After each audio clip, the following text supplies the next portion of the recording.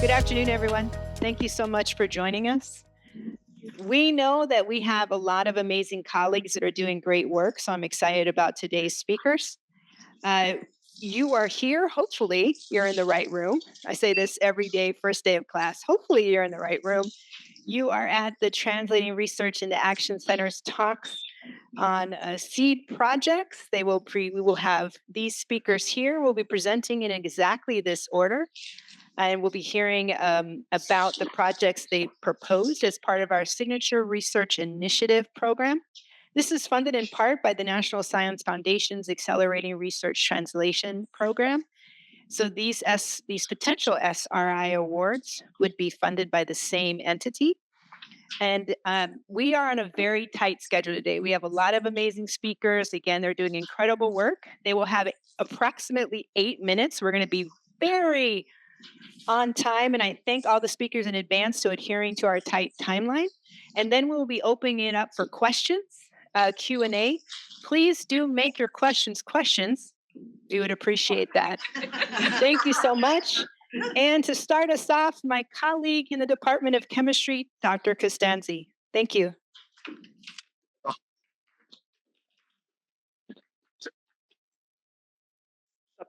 Absolutely an honor to be here to present my work. So what am I translating? I'm translating a web app which I built. It is called the Chemical Match Finder for Chemical Weapons Control List, or CMFCW for short. And as the name suggests, what this is a free-to-user web application that, given a chemical name, tells you automatically whether that chemical is included in lists of chemicals that are controlled for chemical weapons related reasons. I call these CW control lists for short. Why is this important? It is important because chemistry is very much dual use. What this means is that on one hand, chemistry is absolutely fundamental for the well-being and economy of any modern society. But at the same time, chemistry can also be dangerous and can be diverted towards very nefarious purposes, including chemical weapons programs. For this reason, at the international level, there are treaties and frameworks for disarmament and non-proliferation, which aim at maximizing the economic benefits of chemistry while at the same time reducing the risk of misuse. And in order to work, these frameworks have CW control lists in them, so list of chemicals and chemical families which are controlled for chemical weapons related reasons because they are a threat. And these lists are absolutely fundamental for verification, licensing, and export controls. What my app does is it solves a very practical problem. And the problem is that it is very challenging and time consuming to determine manually whether a chemical is covered by one of these lists. And this is due mostly to the complexity of chemical nomenclature as well as the vastness of the chemical space. So, for example, if I give you this name, this is a precursor for the synthesis of the Norwegian VX. Would you be able to, and how long would it take you to determine that this chemical is part of these families of chemicals that is covered by the Chemical Weapons Convention schedules? With my tool, it's very straightforward. You just type in the name of the chemical, run the search, and in a second, the tool tells you that indeed this is a chemical that is covered by the Chemical Weapons Convention schedules and give you a bunch of links that you can click on and learn more about the chemical and the controls. And the tool fills a very important adoption gap. So to be very clear, commercial tools that fulfill this task exist. However, through my outreach activities, past sponsor programs which I had, what I have uncovered is that essentially there is a systematic non-adoption at the customs and border screening level due to reluctance to adopt commercial tools. At the same time, there is willingness and readiness to adopt free-to-user academic tools. And so CMFCW, my tool, has a strong potential to narrow this adoption gap. And in the long term, narrowing this adoption gap can have very profound societal and economic impact because chemical weapons use, although rare, when it occurs, has very severe consequences, both at the human level, the type of suffering that it causes, but also at the economic level. For example, extremely high costs for demilitarization programs, as well as environmental remediation. You can take a look at the Syrian civil war, very small chemical weapons program with the consequences that it had and still has now after the fall of the Assad regime. So in the long term, if even one single proliferation instance is hindered by automation, that would be an incredible success. So what is the translation plan? Intended community, primarily export control and customs authorities, as well as security, defense, and law enforcement agencies, as well as multilateral organizations. And there is strong evidence for demand, evidence through my outreach activities, readiness to adopt the tool that I have developed. Outputs, all clearly measured quantitatively, clear instruction materials, targeted outreach and engagement, iterative refinement of both the tool and the user documentation as well, based on feedback from users. This would be the bulk of it. Webinars, demonstration for stakeholders, event, and structured surveys, which we will administer. Expected outcomes, wide adoption of the tool, high satisfaction among users, and the progressive improvement of the tool and instructional material. And all these also measure both quantitatively and qualitatively as well, especially for satisfaction through structured surveys that we will administer. Impact, fast and reliable determinations of whether chemicals are covered by a CW control list. That's a straightforward thing, with the societal and economic impact that follows.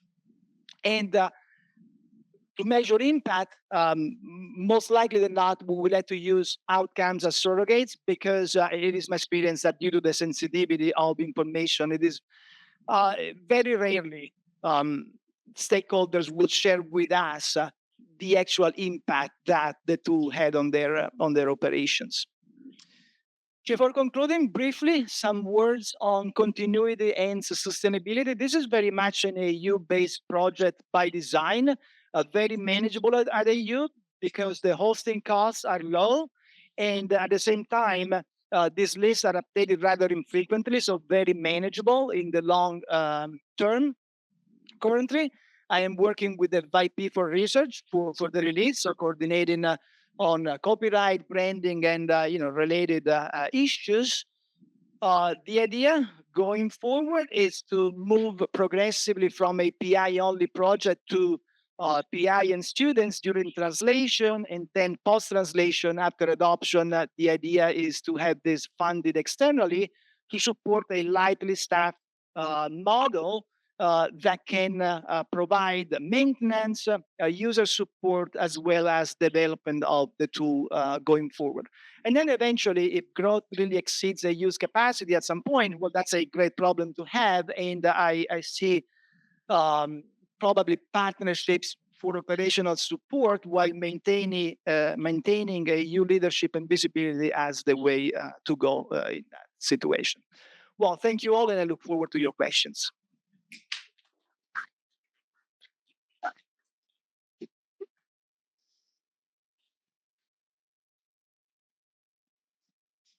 Question?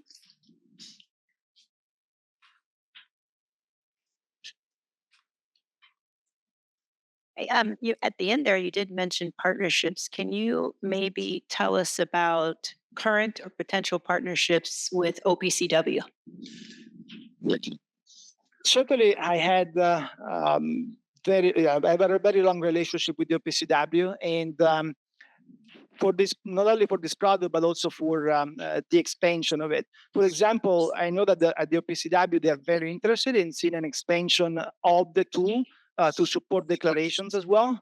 especially important for low capability countries that currently don't have the means of taking care of this um, uh, without automation, and especially without free user automation. So PCW actually would be, I think, the natural partnership, to associate with in the future. One of the issues there is that, of course, that does not cover only the chemical weapons convention schedules, and so sometimes there are some overlaps between treaties and frameworks, and therefore one would have to see how to structure it. But certainly for what concerns the CWC related part, I think the PCW would be an excellent partner there.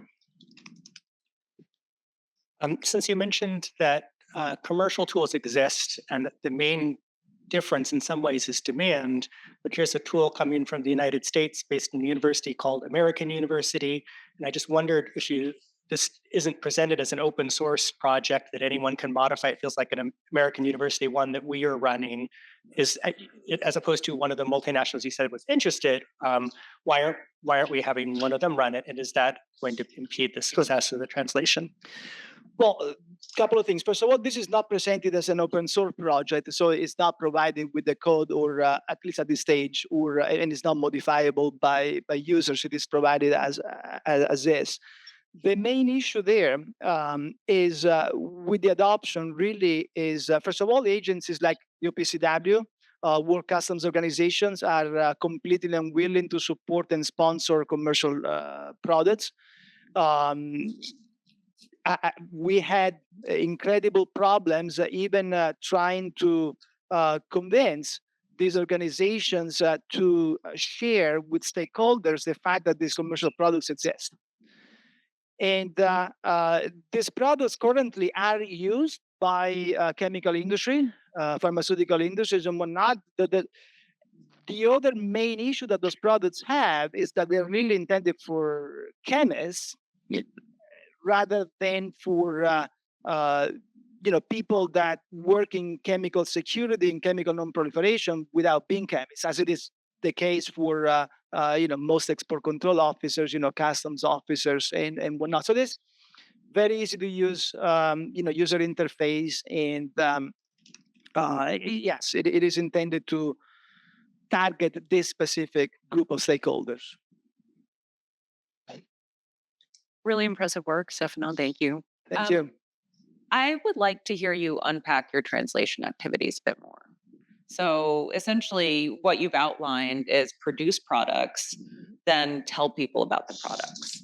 But what I'm looking for is more about your kind of theory of change of use. Who's going to use it? Why? How is what you're offering going to increase the likelihood they will use it? Mm-hmm. And how will their use actually facilitate some type of change in societal or economic impact? So the products exist for the most part, in the sense that the app is there. The instructional materials also, for the most part, has been produced.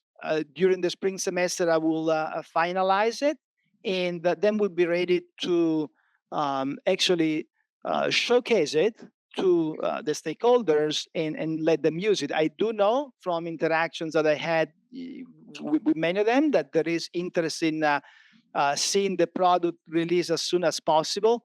For example, Global Affairs Canada, which has sponsored me before, they're very much looking forward to it, as well as the Department of Homeland Security here, the UK Ministry of Defense. So there are many agencies that have expressed interest in adopting this tool as soon as possible. And so these demonstrations for stakeholders are meant to target these stakeholders who have expressed interest, and as well as others that will express interest going forward, and get them started with the use of the tool, as well as open webinars to spread the word and having more engagement worldwide. So this is the activities, and again, as I said, the refinement of the tool as well as this occurs. The theory of change essentially is that we move from a situation where these screenings essentially do not occur because without automation, there is no way that you can screen these things, to a situation where the screenings instead occur. And so if I will see that there is a wide adoption of the tool around the world, well, that's the change that I want to see. Because at the point, it means that not just this tool in particular, the one that I made, but even if the commercial tools, started to be used, that is the change that I want to see, because that means that the screenings actually are taking place. And as I say, if the screenings take place, if the screenings hinder at least, even just a single chemical weapons proliferation instance, well, that's a great accomplishment. I don't think that we'll ever know if they did hinder something or not, because that's how these things are. But I think that, again, that seeing wide adoption is seeing a very positive change in the right direction.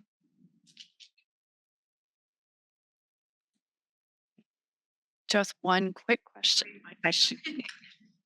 You talk about evidence of use and adoption, and I see that in the metrics is not actual use of the tool. Can you talk a bit about like the challenges of just straight adoption of your tool and why you don't have that as a metric of how many people are searching your tool on a daily basis or accessing it? Oh, well, no, there is, in the sense that we will have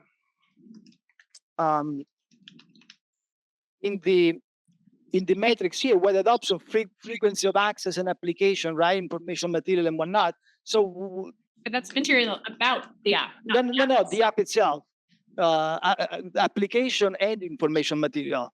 So we will monitor how many times people access the application, how many searches are conducted, and things like that. So that is certainly anonymized. This is a tool that prioritizes privacy, because that's a big concern for our stakeholders. But yes, I mean that is certainly part of the matrix. Maybe it wasn't written clearly on the slide, but yes, certainly it's not just monitoring the information material; it's monitoring access to both the tool itself and the information material. Thank you so much, Stefano. I'm invite up our next presenter, Rohan.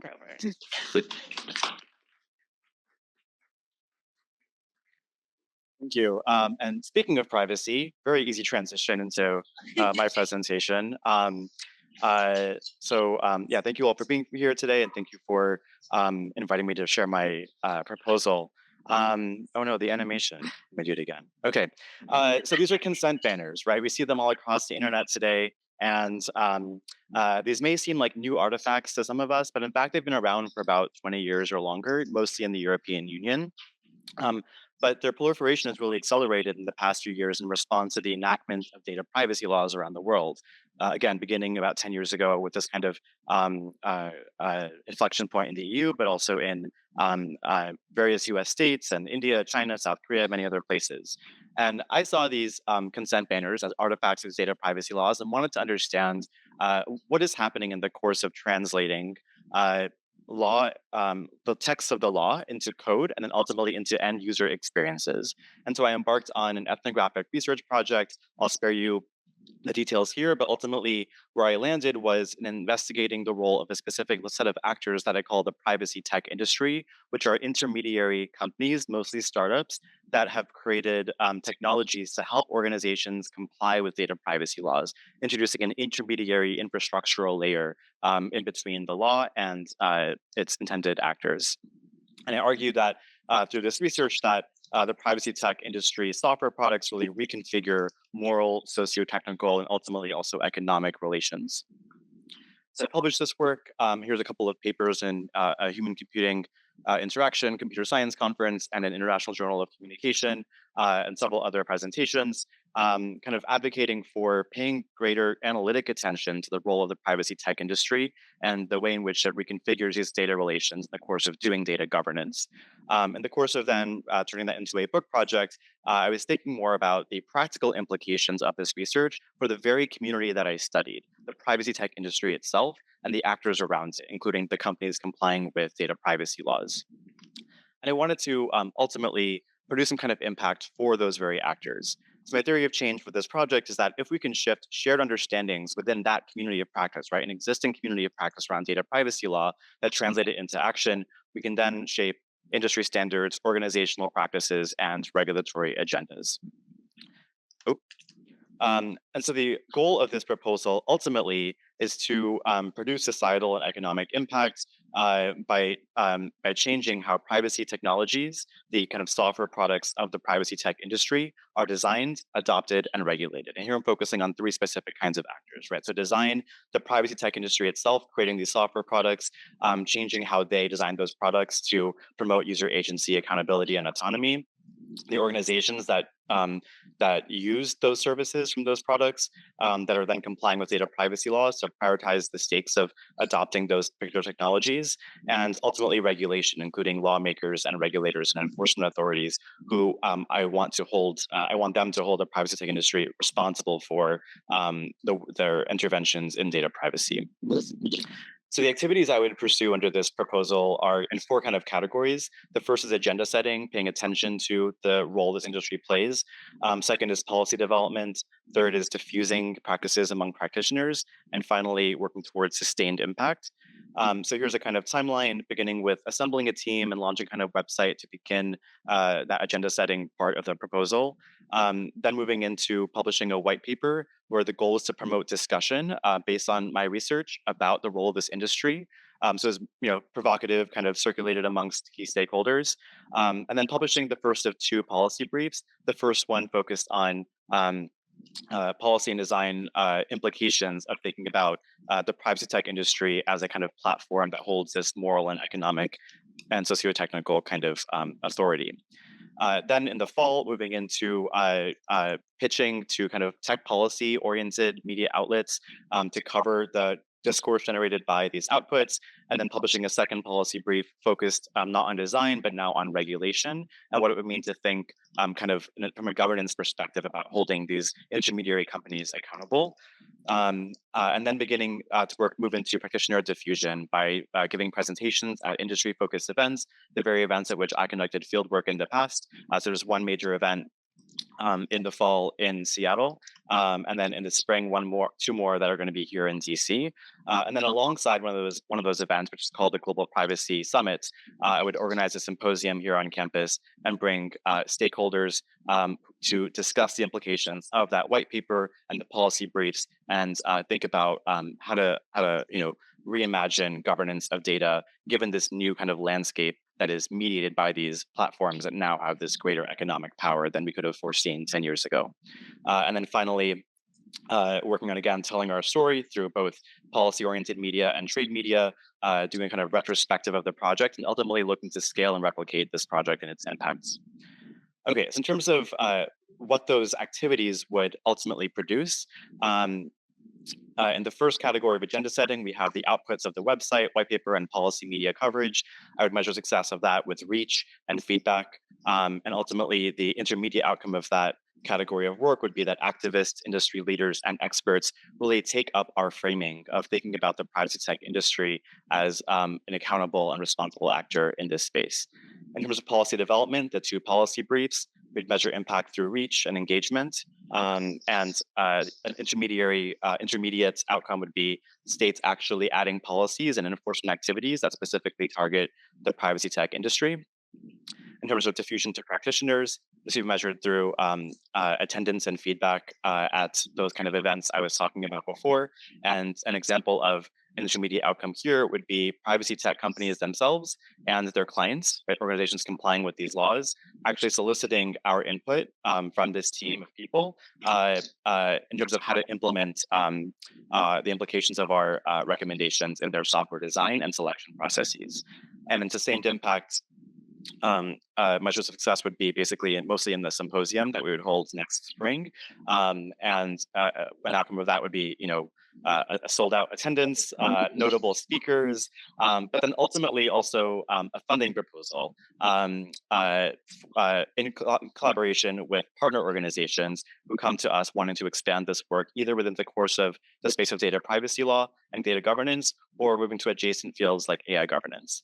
And this is really exciting for me because as part of doing this proposal, I reached out to the Center for Democracy and Technology, which is a major tech policy think tank here in DC, to see if they were interested potentially in working together on these policy briefs and the symposium. They expressed interest not only in that, but also potentially putting together proposals for future research and translation in the space of AI governance, using this plan as a kind of model for that work.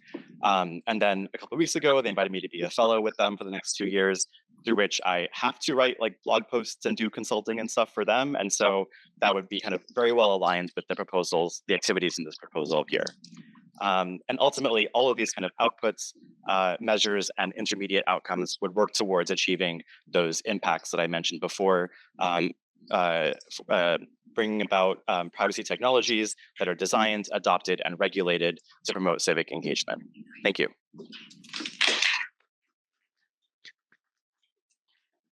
Right, we have hands shooting up. Thanks so much. So, can you speak a bit about why you might have confidence that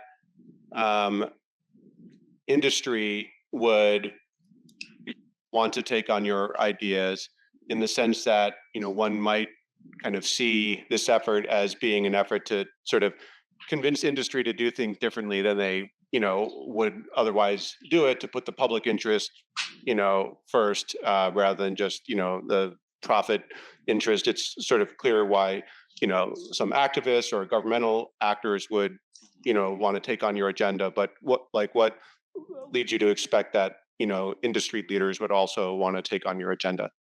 Yeah, that's a really good question. So I should clarify one thing is, in doing research on this community of practitioners in this privacy tech industry, I did not find them to be bad people, right, or have like bad intentions, right? They ultimately believe that they're doing the best possible work, and I believe that many of them are doing really good work to help implement data privacy laws in the course of making really complex and difficult and sensitive questions about privacy really simple and facile. Ultimately, some complexity is lost there, and I don't think they want to shy away from that. I think they actually would be excited. The people working in these companies would actually want to engage with that. And I think they would respond well to a kind of public conversation about their opportunity to do so, but perhaps are waiting for that impetus to force their kind of hands, right? Because on one hand, these are, you know, startups funded by VCs, but they're also run by people who are in the privacy space, mostly because, from my experience and my research, they want to do good work in the world and found other issue areas like too challenging, and privacy was one that paid well, right? So they like are really ultimately good people. I think would really welcome that challenge. I should also clarify that advocating for like the policy briefs targeting industry practitioners and then advocating for regulation might be happening in parallel in like separate conversations, right, in separate rooms, because you're right, like they wouldn't want to be out there saying, hey, regulators, come after us. But also it could be a motivation for them to preempt regulation, right, which we've seen with other kind of, you know, in other instances of tech actors preempting regulation by trying to enact, you know, good faith self-governance. And ultimately, I care most about what the outcomes are and a little bit less about whether that happens through self-governance and self-regulation of the industry or through the letter of the law. Just bring them on the table. So it seems like a lot of your translation activities are really focused on this more specialized community of practice. But one of the biggest impacts that I see is on just consumers, people who are, you know, seeing those privacy things every day. Can you talk a bit about the decision to, you know, have a more limited impact as opposed to, you know, like your website speaking to consumers directly and trying to influence, you know, general perception? We're going to add them up. Okay. So kind of piggybacking off of that, one of the things I'm wondering about is kind of how we're going to be measuring whether there's uptake here. So you mentioned on the slide particularly, you're looking to see are states going to be using your expertise to try to enhance their enforcement policies, or are companies going to be coming to you asking for input on things? Is there a plan to kind of monitor states and localities as to whether or not we're seeing if there are policies, and how do we measure whether or not they're related to your work? And then for companies, I guess if they come to you and say we are trying to implement your work, we'll know. But I guess how will we know if companies might be absorbing the information from you, but then not actually explicitly telling you that that's happening? Yeah, this is a very long causal chain. And so I think my question is, this is, you've done ethnographic work and this is very non-ethnographic, right? And that you're only really getting the meaning making of the people you're dealing with kind of at the end. So what is it like if you begin by working with the end user to actually get their interpretation of it, how they make sense of your research, and how that might actually lead to outputs that are more likely to be adopted? Can I ask how much time do I have? 1 minute. Just 2 Okay. minutes. Okay. So in terms of the first question, like it's hard to go into without going into depth, but part of my critique, and I mentioned like relational autonomy briefly earlier in the presentation, part of my critique of this model of consent and this model of data governance is that it's based on an individual choice model. And so ultimately going to the public and saying, hey, individual users make better individual choices, or here's more information about making better informed choices, is not ultimately in line with the kind of politics of the governance that I want to achieve, where I want to achieve public, collective, relational accountability and not just promote individual responsibility, although I want that to happen as well. And I think that's where that's the kind of political motivation, or I would say civic motivation behind moving towards regulating and promoting good practices among platform actors and not just individual users. Oh gosh, the second question was about Measuring uptake. I'm sorry? Measuring uptake. With the companies. Well, so one thing I would say is, I mean, there's 19 state data privacy laws in the books. If something changes, there'll be a blog post about it somewhere in the network of, news that I read every day, that I still continue to read every day. And so I will, assemble a team of a couple of grad students, hopefully, was my plan for executing this project. And so one of the tasks would be to kind of do a kind of regular roundup of, keyword searches and things like that of keywords from our policy briefs and white paper to see if it is taken up by other actors. And then the third question was about starting with end users, right? And I think that maybe goes back to my first answer about my kind of broader vision of change being about public governance and collective governance rather than individual responsibility and individual choice. I would also add that I think there are a lot of other actors who are trying to do that kind of public messaging, including some government agencies, particularly in California, which has really led the way in the US. But there are other actors looking at educating the public around these issues. And I think there's a dearth of attention on this specific category. And that's where I want to have the most impact. Sorry, that was not 2 minutes. No, good job. Thank you so much. Now, have a presentation by Danielle and partner.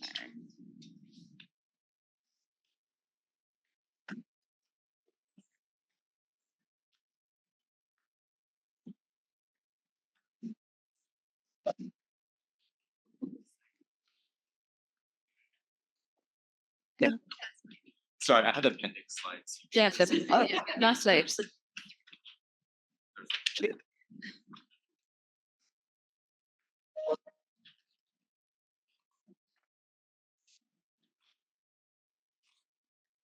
Okay, thank you, everyone. I want to thank the committee for inviting us here, as well as for Anne Farron for your invitation to talk about our proposal. We have proposed a partnership with DC Public Schools to investigate the implementation of evidence-based reading practices to improve reading outcomes for students, particularly those with disabilities in DC Public Schools, in DC Public Secondary Schools.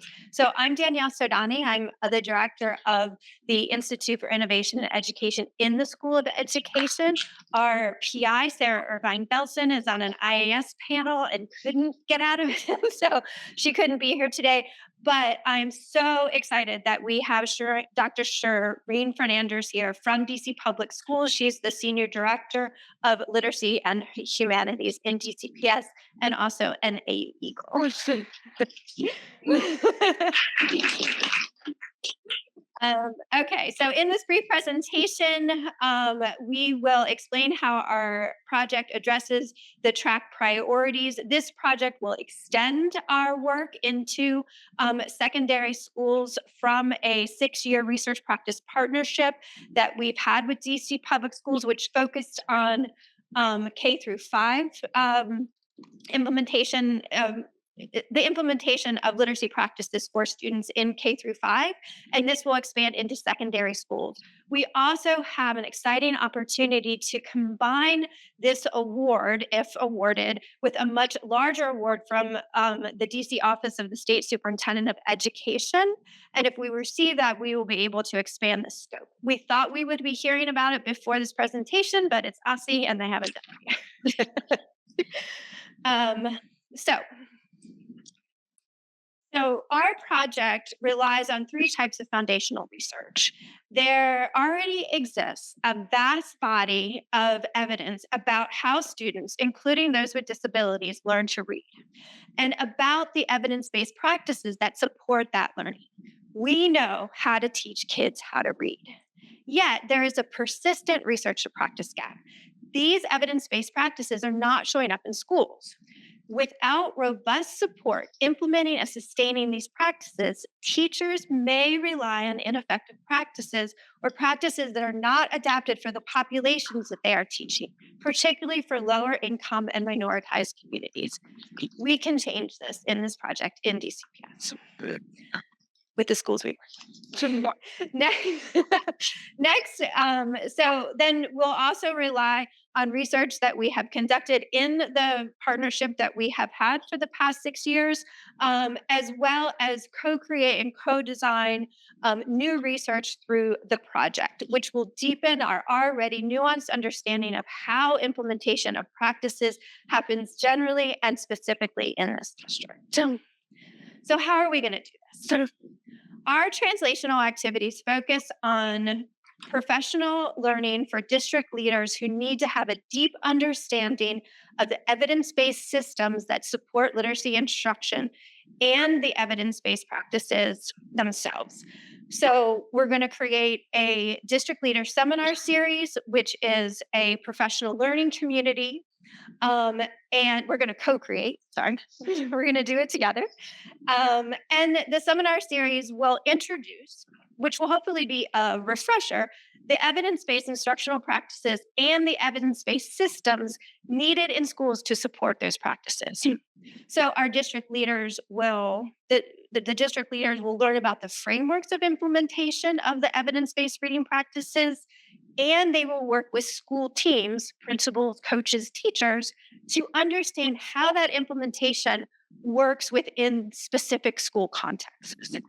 The ultimate goal of this series is for the district leaders to collaborate with their school teams to develop a comprehensive literacy school plan, and then present those plans at a convening in June 2027 to a broader district leaders and school teams across the district. And these activities align with our research questions, which are really looking at essentially how do educators use research to help students become school skilled readers? And then what is that implementation process like? What happens when these school leaders and school teams are talking to each other? What are the disagreements that happen? How do they build consensus? What does that implementation look like? Okay, so I'm going to. With that. Thank you. So just naming who the teams that are committed to continuing this partnership and being a part of this particular iteration of research with AU would be a host of teams across our Office of Teaching and Learning, including curriculum-focused teams, our Department of Specialized Instruction teams, as well as our language acquisition teams. In addition to our, it's not up here, but our Office of School Improvement, who supports schools with developing comprehensive school plans and really focus there, as well as our instructional superintendents across our secondary clusters who drive leadership, professional learning, and supervision and implementation in those schools. And also adding either up to 3 school teams initially, and then should we actually get approved for the CLSD grant, would be up to 18 schools that we've already identified from OSSI's list of schools that could be part of the grant. And those school leaders have already actually committed to doing this work via the engagement process with for developing the CLSD grant. We've got folks that have raised their hand. There is a huge appetite for this work. Which is why if we don't get the grant, we are fairly confident that those three teams will still, the three schools will still participate, even without the sort of larger grant wrapped around it. Okay, so one of a key project resource that we're using is the Generic Implementation Framework School Toolkit. GIF for short. This is a massive open access toolkit that provides guidelines and useful readings to facilitate the uptake of evidence-based practices. It includes information about these implementation stages, as well as the determinants and the strategies and the evaluation tools needed for implementation at each of those stages. The tool is as exciting as it is messy. It's big. It pulls from multiple disciplines, including health and education. It has 10 tabs. It has pages of information. So with our work with the district leaders, we're going to refine this tool for secondary literacy. We're going to take out the noise. We're going to make it a manageable version so that the school leaders will have it to use, the school and district leaders will have it to use to create their comprehensive literacy plans. And at the end of the project, we'll make a guidance document for other schools in DC and for other districts to use. So in terms of outcomes and impact, and I'm probably running out of time, and I'm going to combine my last two slides. So from feedback from the committee, I talked with our district partners, and we are going to ensure that we ask for a research agreement that includes student data. So we will add diagnostic and growth measures that include the ones that I have up here in order to see if in the right period of time after the implementation, we see growth in student reading outcomes. We also expect to have increased use of evidence-based practices in schools and by teachers. We expect our district leaders to gain experience with the generic implementation framework and develop the comprehensive school models, and then synthesize those models together into one that we can share out with an implementation guide to other districts and to other schools in the district. And then, of course, we'll have research papers about implementation and about the conceptual use of research by district leaders that will get out to the world. We're done. Yes. Thank you, Danielle. We have time for 2 questions. I see Bay here. Thank you. I know it's hard to estimate, but thinking about economic impact and the work that you're doing, can you at all throw us any numbers? I think I would definitely say it's difficult to land on a number, but when we think about secondary reading crisis, literacy crisis in the district, not just saying reading, I'm saying literacy when we think about writing as well, and discourse and just whom we're matriculating out of our elementary spaces into our secondary spaces, and whether or not there's readiness, college and career readiness by the time they matriculate out. There's a significant amount of research that talks about literacy and find the connection between literacy and the economic success, et cetera. So I'd like land there and addressing this literacy crisis we have in the District of Columbia's public schools will significantly impact that. That is something I can for sure assert. I wish I could give you a number, but there is a huge appetite for this. We have seen over the last 5 years, during and post-COVID, tremendous success and proof of concept for this particular leadership, learning, implementation focus cascade from district leadership knowledge, school leadership knowledge, down to coaches, teachers, et cetera, on our early literacy data. I mean, it's all in the news. We are year over year beating national trends and growth for our early literacy. And this is just essentially a mirror of the successful practices that we've employed as a district and in partnership with AU in the secondary space. And so we're excited about that. Again, I wish I could give you a number, but I'm confident that, over time we'll start to see the output of these efforts with getting school leaders knowledgeable about actually how to. So I know about the science of reading, but can I lift this initiative in my school? And to scale across classrooms is where we have a huge barrier that this will support. Can I comment? Because sorry, I'm the next. I just want to shout out is a great work because there's a recent article I just read last night. So very timing. Dyslexia and the Reading Wars by David Owen in the New Yorker. Once you think you should directly answer Rachel's question, about 40% of the inmates in the prisoners have dyslexia. That number alone. His economic impact there, right? People don't know how to read, tend to have a lot of other emotional problems. So that's just to adding that, and sorry to interrupt. And I want to ask a question. So this is a reading war, and you presented very well. There's a lot of resistance. What are the most important resistance? Is it from the individual teachers, or is the policy top down, or is it parents?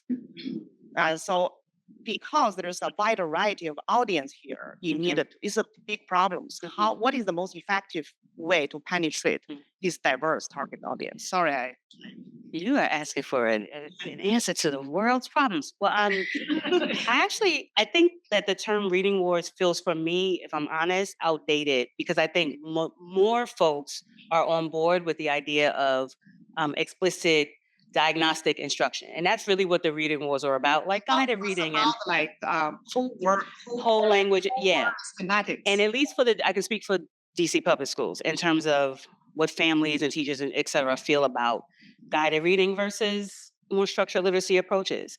That dissonance isn't as real, or isn't as, it's not as anymore for us. But in a secondary space, what we're experiencing is buy-in around whose problem is it, right? Who should know what? Is it an interventionist problem or practice that need, is it just in the intervention space in secondary school? Should it be the general classroom teacher or the 10th grade English teacher, right? The social studies, who should know how to do what related to literacy? And so addressing that is a bunch of that, as well as just knowledge around science of reading, the implications for it for older students, right? It's not just a copy paste. There are implications for how science of reading and structural literacy looks for adolescent readers. Sorry. Thank you all. We have many very excited questions, so let's save them for the break, because I know there's a lot of people who had more for Janice, thank you all.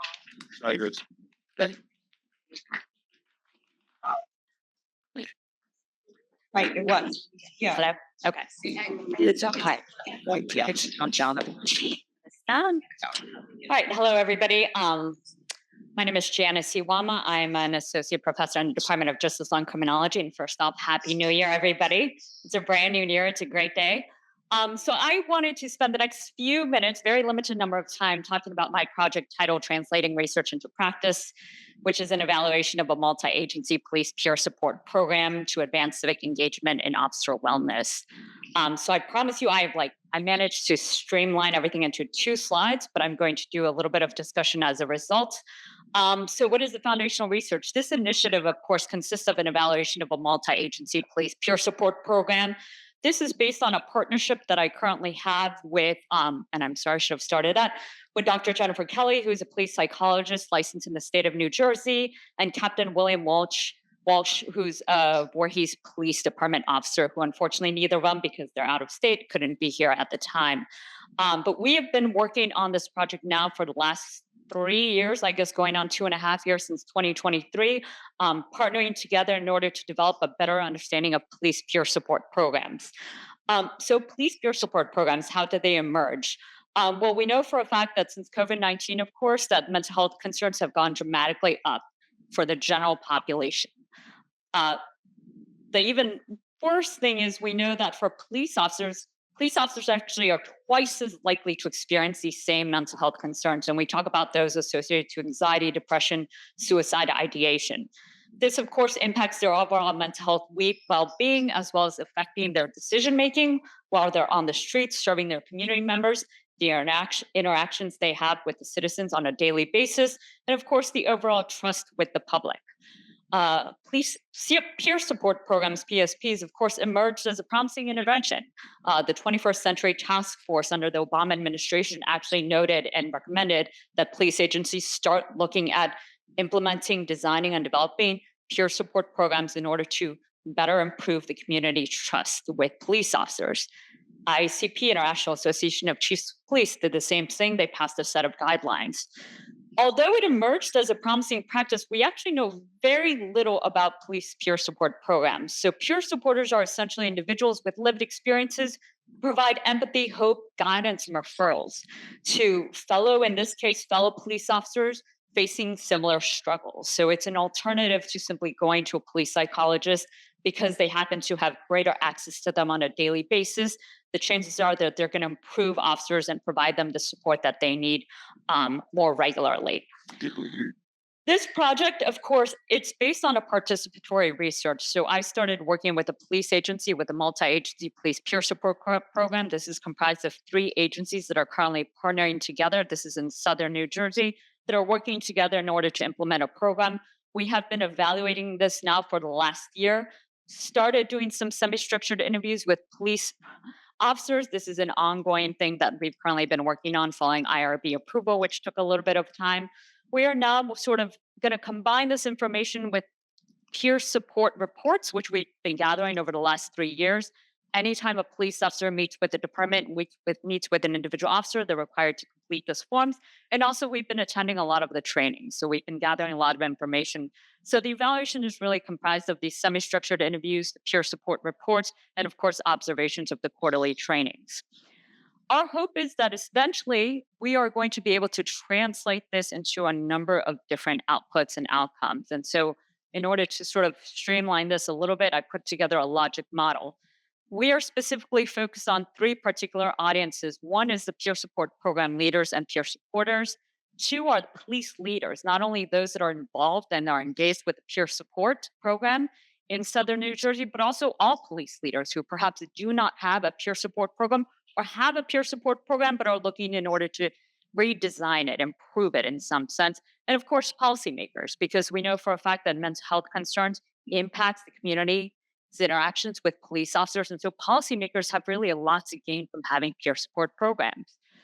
So the hope is one for peer support program leaders and peer supporters. Once we're able to gather the data, receive some feedback from the peer supporters, because this is participatory research and information we collect, we're then going to run through and talk to the peer supporters about in order to ensure that we are interpreting it in a correct fashion. We're able to provide some recommendations that are actually actionable in this sense based on the feedback we collect. So, of course, the peer support program currently already has a set of guidelines. Our hope is that from the findings from this evaluation, we're going to be able to improve on those guidelines. So we're really looking into making changes, a number of changes to the recruitment, the training, and the ongoing quarterly meetings that are taking place at the moment. Overall, we're looking to improve the program's perceptions. We're looking at improving the accessibility and the utility of this program. Currently, we're hoping that at the time with the quarterly trainings, after we implement the peer support program guidelines, changes to the peer support program guidelines, we're hoping to hand out a survey so that officers are able to provide us with their feedback on what they see out there. And this is peer supporters, peer support officers. And of course, we're also hoping to collect some of the data. Peer support reports, of course, are continuously being collected. Our expectations is once we implement the new set of guidelines, we're going to see an increase in the accessibility and the utility from this peer support reports on not only the activities, but also the interventions they engage in. Of course, this benefits not only the officers, it also benefits the department. And of course, essentially, we hope it benefits the community. So on the one hand, we're hoping that, for example, increase in interventions, those interventions that are between officers, we expect to see an increase as a result of this implementation of the new guidelines.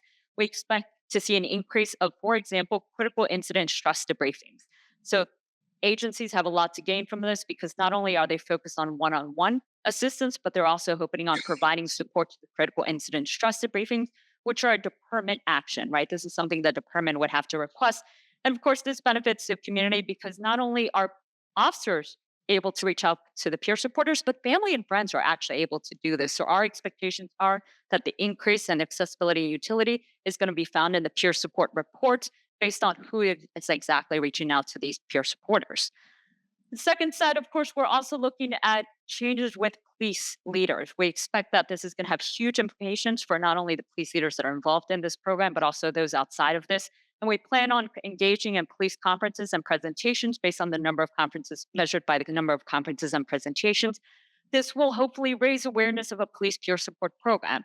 We plan on doing a survey at every presentation, providing a QR code so that people can actually engage and let us know whether or not they've seen a change, right? Based on the beginning of the presentation and after, do they have a greater awareness of a peer support program, how it is designed, how it is structured, and what type of impact it has? Of course, last but not least, we expect that with policymakers, we plan on engaging in publications, putting out a number of publications, webinars, and this, of course, will be measured by the number of articles, policy and practice briefs, as well as webinars. Our hope is that through this approach that we're going to increase the intellectual merit of police peer support programs, not only among those that are involved with police programs or police departments, but also with public members so that they know and get a better understanding about what the benefit is of having a police peer support program. And this, of course, is going to be measured based on the increase in citations and online engagement analytics. Overall, we see a lot of long-term impact, right? We see both on the society and economic. We believe that by engaging with peer support program leaders, we're going to see a decrease in mental health help-seeking stigma. We know for a fact by engaging in peer support programs, it's going to reduce mental health help-seeking stigma and hopefully reduce the costs associated with mental and physical health. We expect that with police leaders, it's going to improve police culture, and they're going to have a lot to gain on that. Happier officers are going to make better decisions overall. And of course, it's going to improve police retention, which has a big problem. And of course, with policymakers, the police community trusts, right? Happy officers are going to make better decisions, are going to be better able to engage with community members, and hopefully it will eventually reduce healthcare expenses. Wow, that's tough squeezing that in 8 minutes. And thank you. That was my last one. Yeah. Okay. Question? Thank you. Yeah, you just at the end you Started getting at the juicy stuff. made the link between happier police officers, as you said, do their job better. I'm wondering, is there evidence? Are there studies that mental health of police officers is correlated with the performance of police officers? And can you kind of amplify more that connection between mental health and how police officers actually, carry out their jobs? Yeah, absolutely. So there's a lot of literature indicating that officers who oftentimes engage in excessive use of force are associated to dealing with anxiety, depression, and suicidal ideation. So our expectations are that by participating in police peer support programs, reducing those particular levels of mental health concerns, they're less likely to engage in those types of activities. And this comes from a lot of research associated with police citizen complaints, particularly excessive use of force, legal lawsuits. Yeah. Oh. 3 questions here and 1 over there. I'm just wondering if you can talk a little bit about how you will measure all of these impacts. Sure. So societal and economic impact, I will say, will be difficult to measure in the long term, right? So this would be outside of the scope of the project, which is really aimed at being 2 years. The hope is that in the future, so for example, last year, I ran actually a study with all of the officers that are participating in a police peer support program.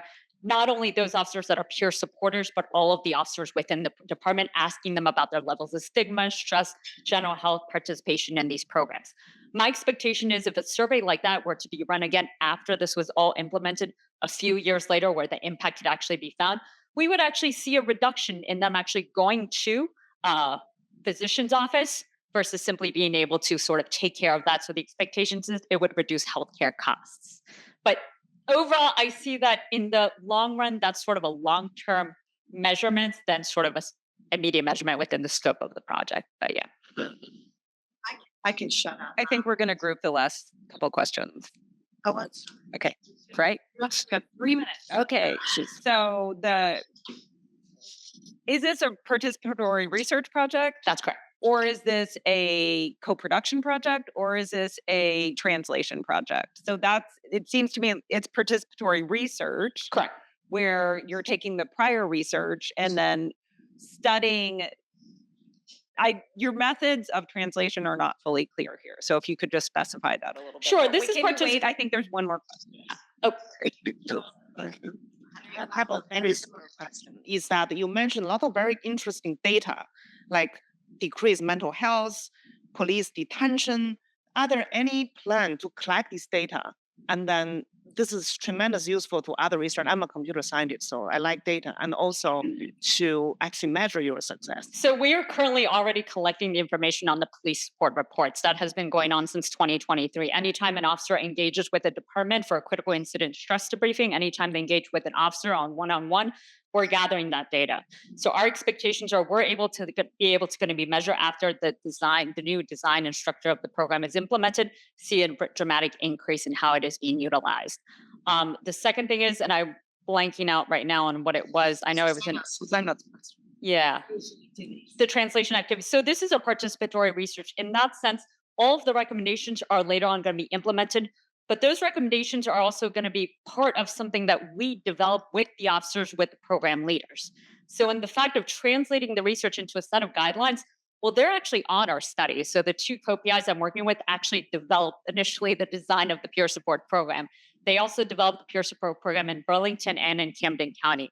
Our expectations is once we have the findings and recommendations, we're actually automatically going to translate it because they're going to want to. They actually want this project to come up with new findings, new set of designs, right? New structure. And so our expectations are that this is already readily translatable to the program level. At a broader space, we have a lot of partnerships we've developed. So one of the great things about partnering with practitioners is a lot of them are actually serving on a lot of different committees. To give you an example, Dr. Jennifer Kelly is a police psychologist, is one of actually the ones who served on the committee to develop a set of guidelines with ICP, which is the International Association of Chiefs of Police. They were the ones who developed a set of guidelines on how to design and structure a police peer support program. Our hope is that this is going to have an impact sort of in the broader audience based on her participation on that committee. Captain William Walsh was just right now serving on the committee for the New Jersey Attorney General's Office on Officer Mental Health and Wellness. So we know that there's a lot of departments and a lot of places that are interested in this type of work. They just don't have a lot of information on what exactly is effective and how it's effective. And this finding is supposed to sort of fit that niche and address some of those concerns in order to be translated in something that can be designed and implemented in not only the department we're working with, the departments we're working with, but also other New Jersey police departments. Thank you so much, Janice, for that incredible. Last but not least, we have a research presentation by Kenjus. What's that?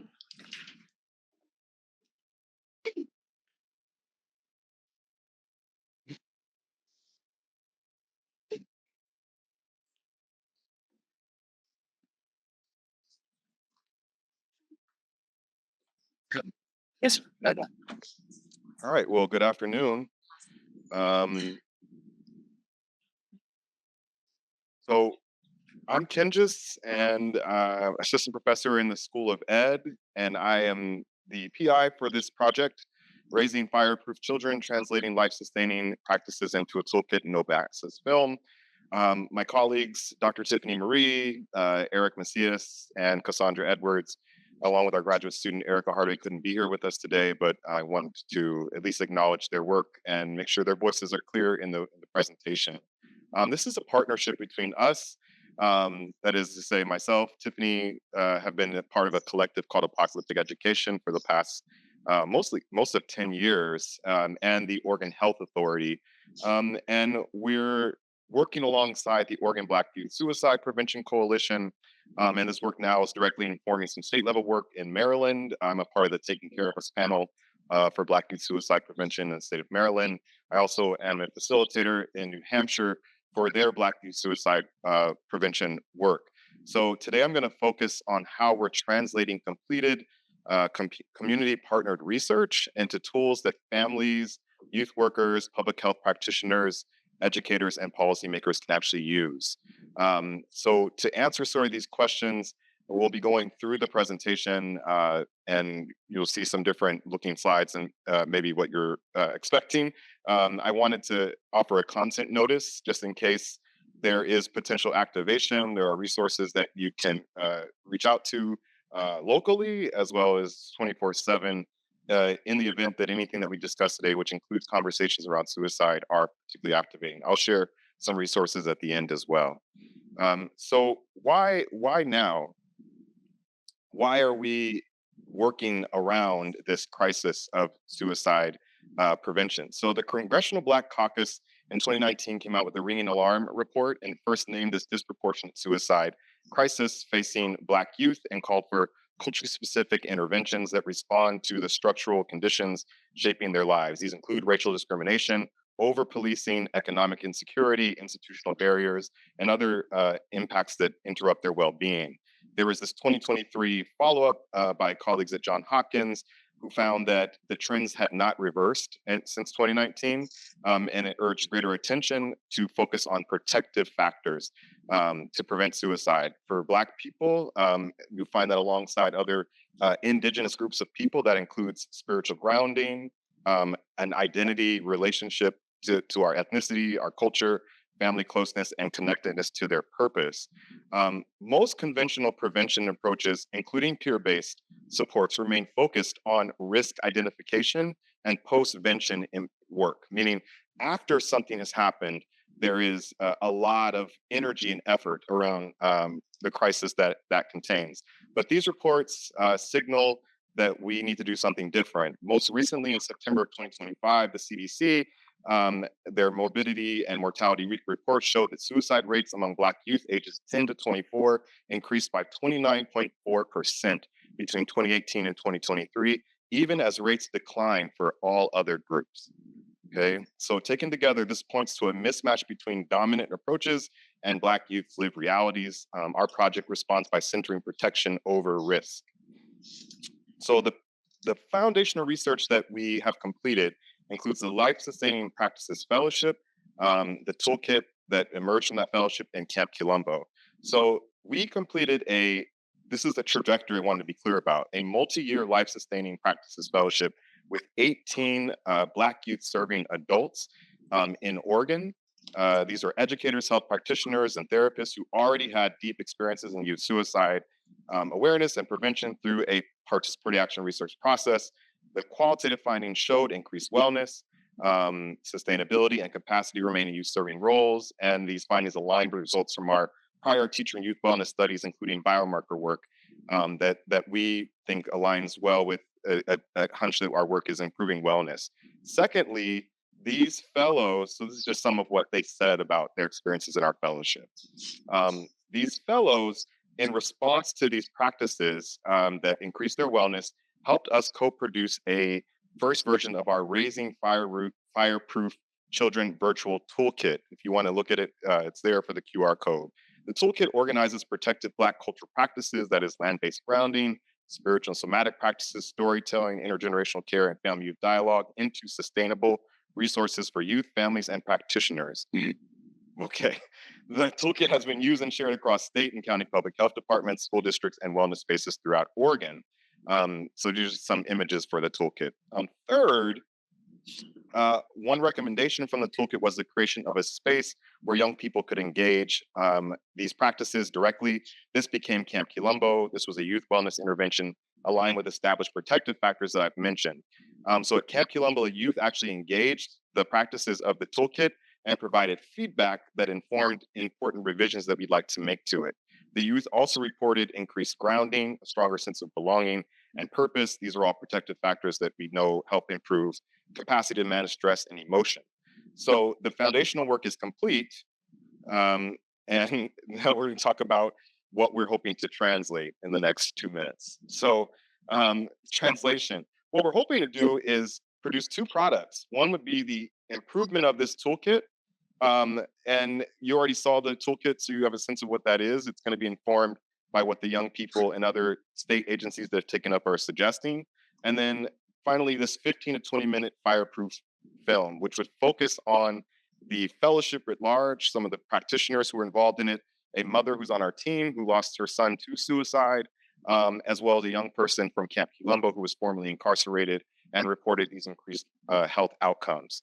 So we are working with some of the most, I think, forward-thinking and collaborative and also accomplished filmmakers, young filmmakers right now, specifically around culture documentaries. One is a member of our team, Tiffany Marie, and we have these anticipated outcomes and impacts. So I'll just briefly share what Ebony Clark, who's the director of OHA said. She said, from her understanding, the most recent data specific to youth suicide is that Black boys and girls have the highest rate of suicide in Oregon. And it is important to note that because they are the smallest percentage of population in Oregon, and that she thinks that we need these different practices to intervene more effectively. And then economically, we know that suicide, that was a clip from Cass, is an incredibly expensive reality in our world. $510 billion each year when you account for emergency responses. So I'll just, hopefully we can talk more about how we're going to measure and kind of track the impact of this. Apologies for taking up time. I'm at 3:08. But we have previous translation products that we have been able to track effectively for their uptake and impact. Happy to talk more in Q&A. Sorry it took so long. Great. Thank you so much, Kenjus. Thank you so much.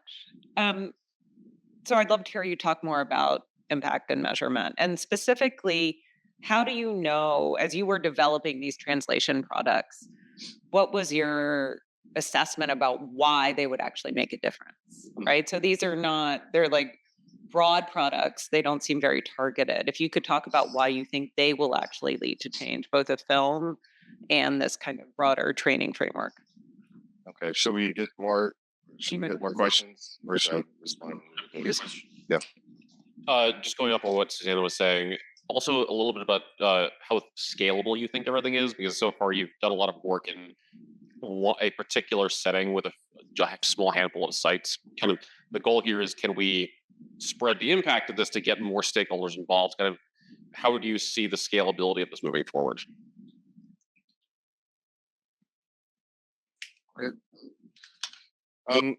Well, maybe I'll address the second question first around scalability. So suicide is multifactorial. There are many different inputs that go into why young people, in particular young Black people, decide that they no longer want to remain here. And so we think that it's important to remove any possible barriers or gateways to effective support and treatment, especially in the protective side of prevention, which anticipates that there will be a threat of suicide or risk of suicide down the line at some point in a young person's life. It doesn't intervene after or when we have an assumption that it's happening in the moment. It's the idea that we're creating a buffering space for young people's lives. Right now, if you do express some kind of mental health crisis, then you go through a number of screenings before you get to treatment. And those screenings themselves are sometimes barriers for support for young people, even those in crisis. So the goal is actually to bundle these practices that we have seen effective in that site with Black people in that space, because we know, based on our work across the country in these other prevention spaces, that those are the very same practices that sustain the adults who typically work with young people. I don't know how many here are youth workers.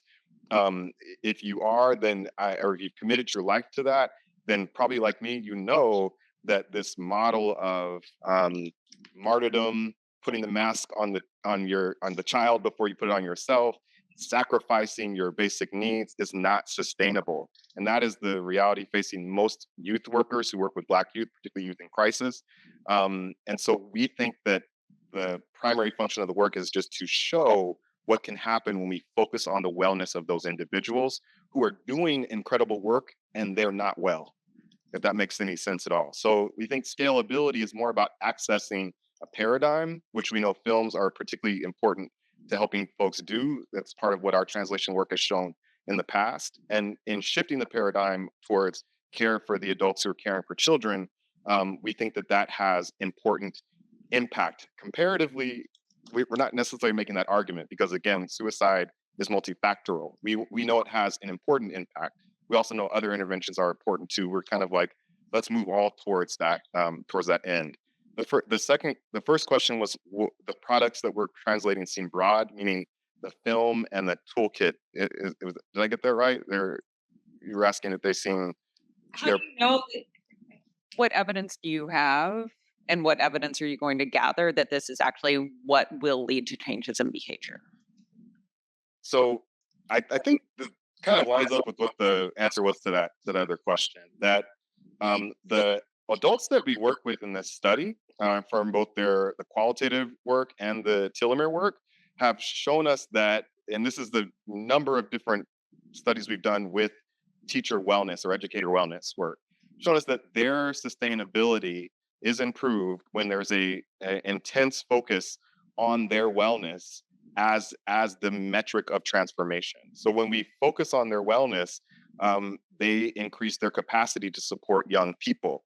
Young people need connectedness, belonging, a sense of grounding, and a community of support. And when they lose the people who support them, it has these really detrimental impacts, as is reported over and over again. I recently was elected to the State Fatality Review Board for Suicides for Maryland, and that is a key factor in young people who die by suicide. They do not necessarily feel they have enough robust adult support around them.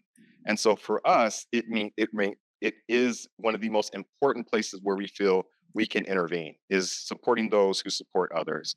And we think a film is far more effective at translating that. We've written papers about teacher wellness and educator wellness.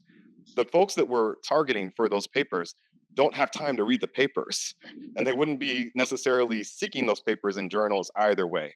A 15 to 20-minute film, though, is highly accessible, not only for them, but for the practices we see in the virtual toolkit for the young people who are also getting bombarded in digital spaces with harm, daily encounters with harmful media.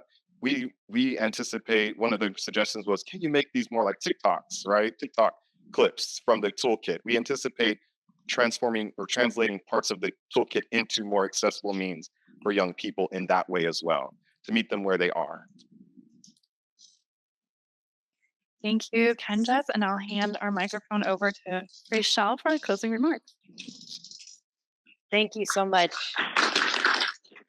All of our speakers, again, we can see that our colleagues are doing amazing work. I'm sure we all have 12 more questions, but unfortunately we are out of time. So we will be meeting as the reviewers to go over again. This is all such great and important work. And the Signature Research Initiative cohort for the 26-27 year will be announced by February 1st. So stay tuned. We're very excited. And hopefully, I'm going to throw all of my colleagues under the bus. It's very crowded. If you have additional questions about their work, because I think it's really important that we support each other and help get the word out on their work, I'm sure they would welcome an email, but maybe not this week or next. Maybe hold off until the following week so everyone can get ready for the term. But I know they'd be excited and to talk to you and share more about their work. So thank everyone for attending. Thanks all of our proposers, and you'll be hearing from us soon.